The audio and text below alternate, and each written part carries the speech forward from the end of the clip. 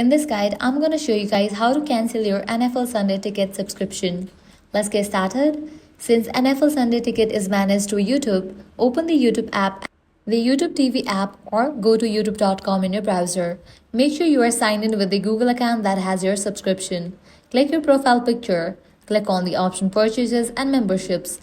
Then head over to the option Paid Memberships. Here you'll see all of your active subscription, including NFL Sunday Ticket.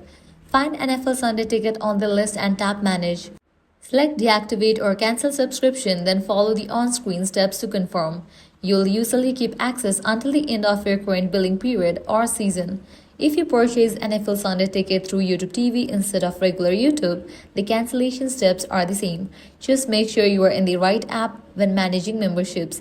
And that's it. That's how you cancel your NFL Sunday Ticket subscription.